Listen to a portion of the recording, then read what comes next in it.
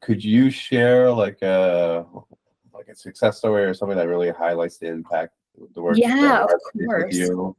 Of course. So I learned through a friend that I had made in the rescue community that there was a couple who lived kind of in an area of town where animals were looked on as disposable. And um, because they were so caring, people would dump animals on their property. And so they had something like 30 to 40 outdoor cats plus personal pets, and very little in terms of resources. So a few of us went out, we started trapping. And then for their personal animals, we started providing veterinary care. For example, one of their cats had an eye that needed to be removed. Another one had a leg injury. So we were able to step in and get them veterinary care. One of their dogs was very ill, and we were able to help with euthanasia, which is an often overlooked part of what constitutes rescue. But ensuring that an animal is happy and healthy also ensures that they have an easy departure. And so being able to end suffering is another way that we can help. So we had been in touch with them and helping them piecemeal get everybody fixed, and actually setting them up with the tools that they needed to get them fixed on their own. And had been doing that for several years.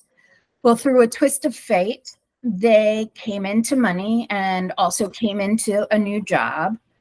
And after years and years of helping them, now when we have fundraisers, they're able to donate and pay it forward and help other people. And so for us, it's the beautiful full circle type of thing where they were so deeply in need, and we were so happy to be able to help them. And now that they have the means, they are absolutely spreading the love and helping other people as much as they can. So I was just actually out there earlier this week. They had a Chihuahua named Poppy who was having terrible mouth problems, and we got her a dental. And she's a different dog now. She is so happy and healthy and thriving. And so being able to see this little girl, doing so beautifully, for me, it makes all the other things worth it. Yeah, absolutely. That's really powerful. Yeah. Conversely, what would be one of the bigger challenges that you're facing? Well, right now fundraising is very slow. So that's one thing. Another problem, and this is a very human problem, and we in rescue face this, is that an animal is not responsible for the people that it ends up with.